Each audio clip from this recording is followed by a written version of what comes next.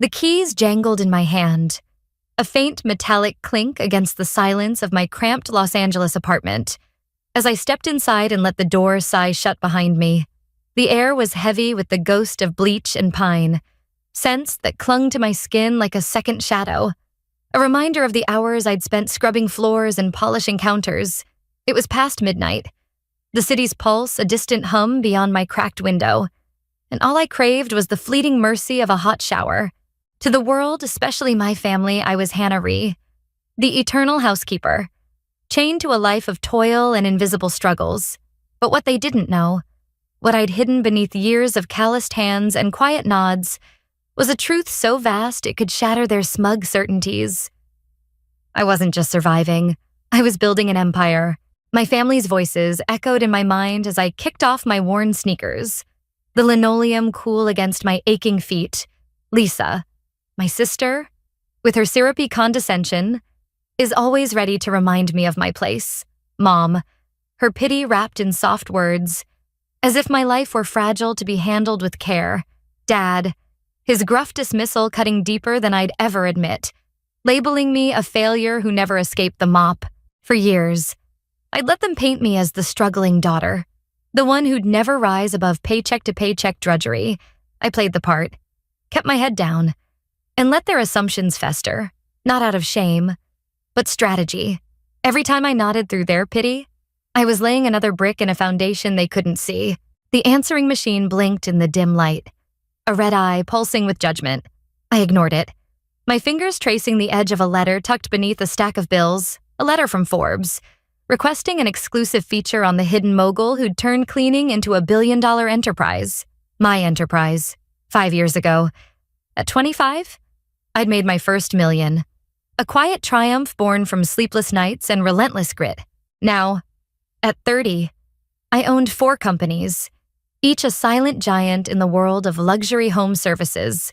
Clarity Living, my flagship, was a name whispered among the elite, from Beverly Hills to Manhattan. Yet my family, oblivious, still saw me as the girl who'd never amount to anything. I sank onto the sagging couch, the springs creaking under my weight, and let the truth settle over me like a warm blanket. The Forbes feature would air soon, a revelation poised to upend everything. My family's birthday dinner for Dad was this weekend, a stage for their usual barbs and side-eyes. They'd invited me out of obligation, expecting the same Hannah who'd show up in thrift store clothes, head bowed, but this time, I'd carry a secret heavier than their scorn. I wasn't just their disappointing daughter. I was a force they'd never seen coming. And when the world learned my name, their carefully crafted narrative would crumble. For now, I closed my eyes, the hum of the city lulling me towards sleep, and smiled. The game was about to change, and I was ready to play. 10 years ago, I was 20, a shadow of myself, standing in the wreckage of a life that felt like it was slipping through my fingers. Los Angeles was a city of dreams, but mine had been crushed under the weight of a toxic relationship that left me hollow and broke. I'd dropped out of college, abandoning textbooks and lecture halls to care for my grandmother, the one person who'd ever seen me as more than a sum of my mistakes. She'd raised me in a modest Pasadena home, her laughter filling the gaps where my parents' ambitions left me wanting. When she fell ill, my family, Lisa with her advertising pitches, Marcus with his marketing schemes, Mom and Dad with their respectable lives turned away, too busy climbing their ladders to notice. I didn't hesitate. I moved in, cooked her meals, read her stories, and held her hand through the long nights until she slipped away. Her absence left a void no amount of sunlight could fill. With no degree, no savings, and no one to lean on, I took the only job I could find, cleaning houses. It was meant to be temporary, a way to pay the $800 rent on a shared apartment where the walls were thin and the fridge was always empty. I scrubbed toilets in Bel Air mansions, polished marble in Brentwood, my hands raw and my back screaming by day's end. My family saw it as proof of my failure, a confirmation that I'd never rise above their low expectations. But in that grind, something unexpected happened. I met Evelyn Kane, a silver-haired widow with old money and sharper eyes than anyone I'd ever known. Her sprawling Holmby Hills estate was a maze of papers and clutter. And one day, As I organized her chaotic files in under an hour, she paused her tea and said, "Hannah, you're sharper than half the suits I know. Why are you wasting that mind on floors?" I mumbled something about not having options, but Evelyn wasn't buying it. She handed me a book. The Lean Startup. Its cover worn but promising. "Read this," she said, her voice soft but firm. "Then come back and tell me what you learned." That night, in my dim apartment, I devoured it. The words igniting a spark I hadn't felt since I was a kid dreaming of something bigger. I started waking at 4 a.m., reading business books before my shifts on startups. Strategy, systems, podcasts filled my commutes. Voices of entrepreneurs whispering possibilities as I mopped. Evelyn became my quiet mentor, slipping me more books, asking questions that forced me to think beyond the bucket in my hand. Slowly, an idea took shape, delicate but persistent. What if I built a company that didn't just clean homes, but transformed them into seamless, luxurious ecosystems for the elite? I began to see my cleaning jobs differently, studying the lives of the wealthy, how they outsourced, prioritized, and lived. The spark grew into a plan, one I nurtured in silence, away from my family's doubting eyes. I wasn't ready to share it. Not yet. But as I stood in Evelyn's kitchen, her knowing smile meeting mine, I felt the first stirrings of a future I could claim. The path was unclear, the work daunting, but for the first time, I believed I could build something extraordinary.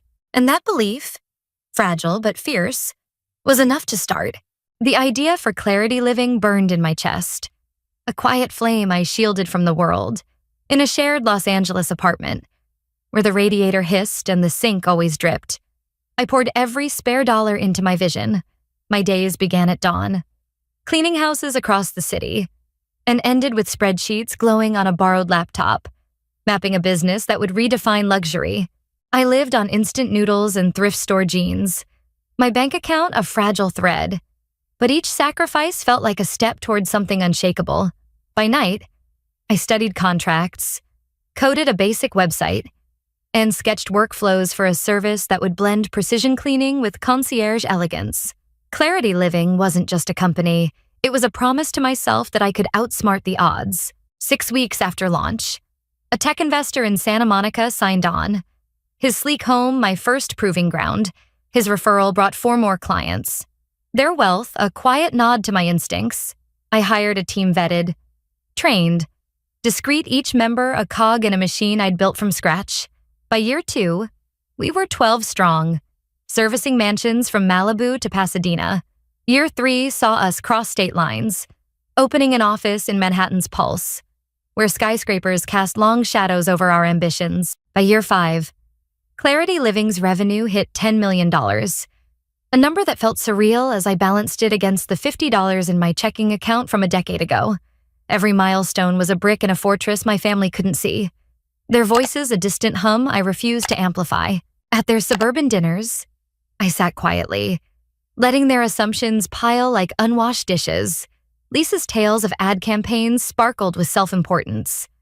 Marcus boasted of his firm's latest deal. I nodded, my thrift store sweater a costume they never questioned, while my mind churned with negotiations for a Chicago expansion. Their pitying glances were almost comical, unaware that my company's logo graced the homes of their city's elite. I kept my secret close, not for fear, but for clarity. Doubt was a distraction I couldn't afford. As I drove home from those dinners, the Los Angeles skyline glittering like a challenge, I knew the truth was coming. The Forbes feature, set to air during Dad's birthday, would be my signal to step out of the shadows. The parking lot of the upscale Italian restaurant in downtown Los Angeles shimmered under amber lights, cars gleaming like trophies. I eased my battered sedan into a space, its dense a stark contrast to the polished SUVs flanking it. The valet's glance flicked over me, dismissive. As I handed him the keys, I smoothed my plain blouse, a deliberate choice, and stepped toward the restaurant's glow, my heart steady but electric. Tonight was Dad's birthday, a ritual of family obligation laced with barbs. But it was also the eve of my unveiling. The Forbes segment loomed, a truth bomb ticking beneath the surface. and I wanted to savor their ignorance one last time before it detonated. Inside, the air was thick with rosemary and wealth, chandeliers casting a soft haze over linen tables. Lisa spotted me first, her voice a chime of practiced warmth. "You made it on time, I'm impressed." Her hug was performative, her perfume sharp. I forced a smile, murmuring a greeting as I slid into my seat. Dad barely glanced up from his menu. His jaw set. "Long day scrubbing floors," he asked. The words a blade wrapped in casualness. I felt the familiar sting, but it didn't pierce like it once did. "Something like that," I replied, my voice even, a spark of amusement flickering within. Mom reached for my hand, her touch tentative. "We're just glad you're here. We know work keeps you occupied." Occupied. A quaint word for overseeing a global operation, but I let it pass, sipping water to hide my smirk. Lisa launched into a monologue about her latest ad pitch, her gestures animated, as if the table were her stage. Marcus chimed in, dropping names of clients I knew from my roster, unaware I'd serviced their penthouses. I listened, my silence a shield, their words a reminder of the gap between us. Then Lisa pulled out her phone, scrolling with a dramatic flourish. "Did you see what's airing tomorrow on Forbes?" A woman, a former housekeeper, built a billion-dollar company. Hannah Ree, of all names. She laughed, oblivious, as my pulse quickened. Mom blinked, curious. "Hannah Ree. That's your name." Marcus leaned forward, squinting. "Probably just a coincidence." "Right." Dad snorted, waving a hand. "No chance it's our Hannah. Billionaires don't clean toilets." The table erupted in chuckles. Lisa pointing at me with mock pity, from mop to millions. "Sorry, sis, you're not exactly Forbes material." I swallowed a laugh, the irony a warm pulse in my chest. "You never know," I said softly, my eyes meeting hers. Some people build in silence. The words hung, unnoticed by them, but heavy with intent. The server arrived, plates of gnocchi and veal steaming, and the conversation shifted to Marcus's new condo, Lisa's promotion, their lives a parade of self-congratulation. I ate slowly, each bite a countdown to tomorrow's reckoning. As dessert arrived, tiramisu dusted with cocoa, Lisa tossed another jab. "Next time, bring gloves. My apartment could use a deep clean." Her wink was cruel, but I met it with a smile, enigmatic and sharp. "I'll see you tomorrow," I said, rising, my tone light but laced with promise. They thought I meant brunch. Their Sunday ritual of coffee and complaints, I meant the moment their TVs would flicker with my face, my company's logo blazing across the screen. Outside, the valet returned my car, its engine coughing as I drove into the night. The city stretched before me, a canvas of light and shadow, and I felt the weight of my secret lift. Tomorrow, the world will know me. Tonight, I was still theirs to underestimate, and that was exactly where I wanted to be. Sunday morning broke over Los Angeles like a promise kept, the sun spilling across my penthouse's glass walls, bathing the room in gold. I stood at the floor-to-ceiling window, a mug of black coffee warming my palms, the city sprawling below like a map of my victories. The Forbes segment was minutes away, its countdown ticking on the TV screen, a digital pulse that matched my own. I'd seen the final cut, polished and precise, but watching it live was different. A moment to witness my family's world tilt. They'd be stirring now, bleary-eyed over coffee in their Pasadena home, flipping on the news, expecting nothing more than the usual drone of headlines. Instead, they'd find me, their overlooked daughter, staring back from the screen. The broadcast began, the anchor's voice cutting through the quiet. Today, a story of reinvention, a woman who turned a mop into a billion-dollar empire, all while keeping it hidden from those closest to her. My face appeared, striding through Clarity Living's Manhattan office, my white blazer sharp against the glass backdrop. The camera lingered on our logo, gold and gleaming. As my voiceover began, they saw a housekeeper. I saw a system to perfect. Clips followed testimonials from CEOs whose homes we'd transformed, my team's crisp uniforms, a montage of our offices in Miami, Chicago, and London, The numbers flashed 300 employees, 6 continents, $3.2 billion valuation. I imagined Dad's mug slipping from his hand, Lisa's smirk freezing, Mom's breath catching like a snagged thread. My phone buzzed. A storm of notifications, texts, voicemails, group chat pings. Mom, is this real? Marcus, you're on Forbes. How Lisa? Why didn't you say anything, Dad? Call me. Now, I let them pile up, unanswered, as I slipped into the driver's seat of my Rolls-Royce Ghost. Its leather cool against my skin. The engine purred as I drove toward Pasadena. The suburbs unfolding in neat rows of lawns and picket fences. I parked outside my parents' house. The car's sleek lines drawing stares from neighbors pruning roses. Mom opened the door before I reached the porch. Her eyes wide. Mascara streaked. It's true, isn't it? She whispered. I held up my phone. The Forbes headline glowing billionaire housekeeper redefines luxury. You tell me, I said, stepping inside. The living room was a time capsule. Same floral curtains. Same creaky armchair where I'd once been lectured on ambition. Dad stood rigid, his arms crossed, searching my face for answers. Lisa and Marcus arrived, breathless, their usual polish fraying. You let us think you were nothing, Lisa said, her voice sharp but trembling. I sat on the couch, its familiar sag grounding me. You assumed I was nothing. I corrected. I never said I was struggling. You filled in the blanks. Dad's jaw tightened. You drove that junk car, wore those cheap clothes. What else were we supposed to think? I leaned forward, my gaze steady, that I didn't need your metrics of success to know mine. The air grew heavy, their silence a concession. I continued, my voice low but firm. When I cared for Grandma, you called it reckless. When I started cleaning, you called it defeat. I built Clarity Living because I saw what you didn't, a need, a system, a chance. I didn't tell you because I needed space to grow. Not your skepticism. Mom's eyes brimmed. But she didn't speak. Marcus shifted, his voice soft. I turned down your pitch. I didn't know it was you.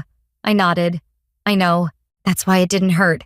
That evening, I invited them to the Paramount, a downtown venue I'd acquired months ago. Its exclusivity a whisper among the city's elite. The elevator ride was silent, their reflections in the mirrored walls like strangers to themselves. We stepped into a dining room of black marble and city views, a string quartet weaving notes into the air. Servers presented menus embossed with their names, each paired with an envelope. Open them, I said, my voice cutting through the clinking of wine glasses. Lisa revealed a chart her salary dwarfed by my daily passive income, a footnote noting it was just one revenue stream. Marcus held a rejection email from his firm, dismissing my early proposal. Now worth millions. Mom's listed moments she'd dismissed my dreams, paired with a photo of my first office, a cramped space I'd funded alone. Dad's was simplest, a Forbes screenshot. My name in bold. Dad stared at his, then met my eyes. I was wrong, he said, his voice a gravelly admission. I thought I knew you, but I didn't. I held his gaze. You saw a version you could control. I'm not that version. The meal unfolded in quiet. Lobster risotto cooling on plates, their bravado replaced by introspection. Later, I dimmed the lights and played a slideshow, my first client's home, my team's first retreat. A grainy photo of me drafting Clarity's logo. The final image showed Grandma's garden, her tulips bright. She saw me. I said, this is for her. The room held its breath, and for the first time, they saw me too. The Paramount dinner lingered like a chord struck soft and true, its echo carrying me through the week that followed. Los Angeles buzzed with my story. Articles ricocheting across the internet, my inbox a flood of invitations, podcasts, keynotes, a memoir deal. Forbes named me among their most influential women, and a global summit booked me to speak. My voice now a currency I'd never imagined. But as I sat on the terrace of my brownstone, tucked in a quiet corner of the city, the clamor felt distant. Ivy curled along the stone walls, a fountain murmured nearby, and my rescue dog, Luna, dozed at my feet, her warmth a reminder of what mattered. Success wasn't the spotlight. It was this stillness, This certainty that I'd built a life on my terms. My phone lit up. A text from Dad cutting through the morning's calm. Watched your speech online. You were powerful. Wish I'd seen it sooner. Proud of you. The words, simple but heavy, stirred something I hadn't expected hope. Not for approval, but for connection. I didn't reply. Not yet. Letting the message settle like dust after a storm. Another notification flashed a Forbes interview. Live in minutes. I slipped inside, trading my sweater for a linen blouse. No pretense or polish. The host's grin filled the screen. Your stories inspired millions. He said, what kept you going when no one believed in you? I paused. The answer clear. Belief doesn't need a crowd. One voice yours can be enough. He pressed on. What would you tell your younger self? Cleaning houses? Feeling unseen. My throat tightened. I'd tell her invisibility is a canvas. Paint on it. Build. And when you're ready, the world will see. The call ended, and I drove to a cemetery on the city's edge, where oaks filtered sunlight into dappled pools. Grandma's headstone stood modest, etched with her name and a single word, beloved. I knelt, brushing dirt from the granite, and placed a bouquet of daisies, her favorite, in the vase. You knew? I whispered, my fingers tracing the stone. From my bag, I pulled a faded notebook, its pages filled with Clarity's first sketches, drawn in stolen moments between shifts. I set it beside the flowers. A quiet offering. We did it. The wind stirred, carrying the scent of earth and memory, and I felt her presence, steady as ever. That evening, I hosted a dinner in my penthouse, not for headlines or deals, but for the handful who'd seen me when I was just a dream. My first employee, now a regional director, toasted to our scrappy beginnings. My college friend, who'd mailed me care packages in lean years, laughed over old stories. Evelyn Kane, frail but radiant, raised her glass, her eyes gleaming with pride. We ate under the city's skyline, the lights a constellation of my journey, and I felt weightless, no need to prove, only to be. Later, my phone buzzed. A group chat message from Mom. Sunday dinner at ours. Just bring yourself. We want to hear about your work. I smiled. The words, a bridge. Fragile, but real. The night stretched on. Luna curled by the window. The city humming below. I thought of the years I'd spent silent. Not out of weakness, but wisdom. Letting my work speak when words wouldn't suffice. The narrative I'd rewritten wasn't just mine, it was a challenge to anyone who'd ever been dismissed. A reminder that triumph doesn't shout. It arrives, quiet and undeniable. As I looked out at the horizon, I knew this wasn't an end, but a beginning. One where I'd walk forward not as a secret, but as a truth too bright to ignore.